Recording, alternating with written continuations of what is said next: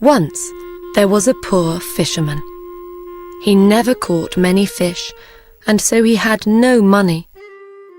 On some days he did not catch any fish. He couldn't buy food for his wife and 3 children. They only ate fish. Usually he caught very small fish, but one day he caught a dead horse. "Today is a bad day," he thought. Angrily, he began to fish again. This time, he caught a bag of old cups. Sadly, he threw them back in the water. "What can I do?" he said. "I am a poor man. I want to sell fish. I want to buy food for my children." He tried again. This time, he caught an old jar. It looked green, but then he looked again.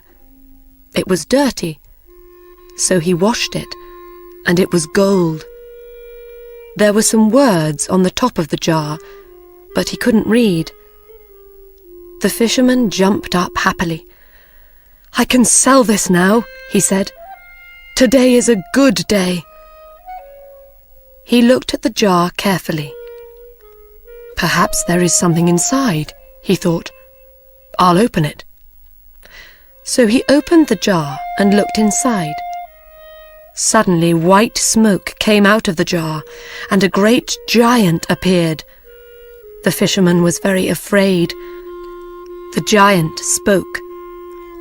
"Now, fisherman, I am going to kill you." "Why?" cried the fisherman. "What did I do?" "You opened the jar. For that I am going to kill you. How do you want to die? I can kill you with my hands, or I can throw you into the sea." "But why do you have to kill me?" "I will tell you," said the giant. "One day, the king of the giants was very angry with me. I took his youngest and loveliest daughter for a walk by the sea, and he didn't like it. So he put me in this jar. I could not get out, because he wrote his name on the top of the jar. I could hear him from inside the jar. "Because you love the sea, you dog," he cried, "you can live in it." And he threw me in the water. I was in the jar for days and weeks. One day somebody will open this bottle, I thought, and I will make them into a great king or queen. But after 100 years, nobody opened the bottle. So I thought, I will make them into a king or queen, but not a great king or queen. After 200 years, I thought, where is this person? Now I will make them rich, but I will not make them a king or queen. After 300 years, I was very angry. When somebody opens the jar, I will kill them, I thought. You are that person, fisherman. How do you want to die? I have one question, said the fisherman. Will you answer it? I will, said the giant, but ask quickly. Were you in that jar? Yes, I was, answered the giant. You saw me. But you are so big. Your hand is as big as the jar. Think before you speak. Is there nothing inside your head? The giant was not very clever. I will show you, he said angrily. Suddenly, he disappeared into white smoke again, and the smoke went inside the jar. You see, he called from inside. The fisherman quickly put the top back on the jar. Ha! Now, giant, he said, I will throw the jar back into the sea. Perhaps somebody will find you in another 300 years. Please open the jar, called the giant. I will make you a rich man." "No, you will kill me," answered the fisherman. "No, I won't," said the giant. "I won't. I'll make you very, very rich." The fisherman thought for a minute. "All right then," he said, and opened the jar. White smoke came out of the jar, and the giant appeared again. He quickly threw the jar into the sea. "Thank you," he said to the fisherman. "I will not forget this. Come with me." The fisherman followed the giant round the city walls and over a mountain. There they came to a great blue and gold sea. In the water there were many fish. "Now, catch something. I will watch you," said the giant.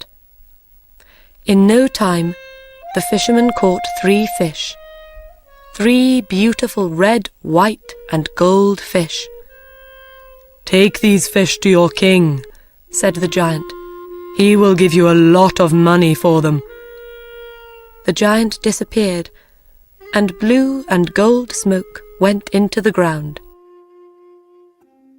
When the king saw the fish, he said to the fisherman, "Those are beautiful fish. I will give you gold for them." Then he said to his servant, "Take these fish to the cook. We will eat them today." The fisherman took his gold home to his family. They ate a wonderful dinner of bread, meat, fruit, vegetables, and no fish. For the first time in their lives, they were not hungry. The king's cook put the fish over the fire. They started to cook. Suddenly, the smoke from the fire went blue and gold, and a strange woman appeared in the kitchen. She spoke to the fish. "Fish, fish, are you doing your work?" The fish did not answer. Then their heads went up, and they said, "We are, and we are happy." The strange woman pushed the fish into the fire. The smoke from the fire went blue and gold, and the woman disappeared into it. The king and his servant came into the kitchen. "I am waiting for the fish. Where are they?" he said to the cook. He saw that the fish were in the fire, and he could not eat them. The cook told him about the strange woman. The king wanted to see the woman, so he sent for the fisherman. "Bring me 3 more fish," he said. When the fisherman came back with 3 more fish, the king gave him more gold. The cook put the fish over the fire. This time, the smoke from the fire went red and gold, and a big man with red hair appeared. "Fish, fish, are you doing your work?" The fish answered, we are, and we are happy." And the same thing happened. The man pushed the fish into the fire and disappeared into the red and gold smoke. The king did not speak for a minute. This was magic. Then he turned to the fisherman. "Where do you get these fish?" he asked. "I get them from a sea of blue and gold water over the mountain." "Do you know this sea?" the king asked his servant. "No. I often go across the mountain, but there is no blue and gold sea." "Will you take us there?" the king asked the fisherman. The king and his men followed the fisherman over the mountain to the sea of blue and gold, and there they saw the wonderful fish. The fish were jewels in the water. "Wait here," said the king. He took 2 men and went round the sea.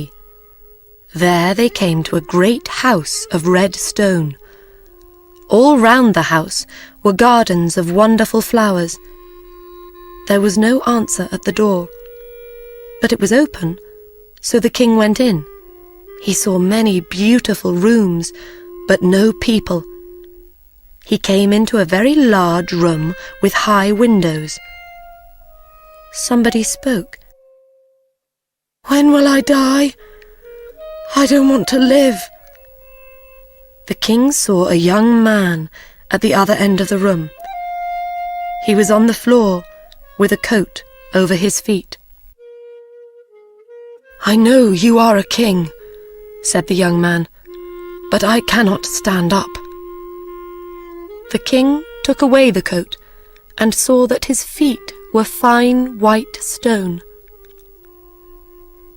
"What is this?" cried the king. "Why do you have stone feet? Why do the fish talk? Why does a man with red hair appear from nowhere in my kitchen? What is happening?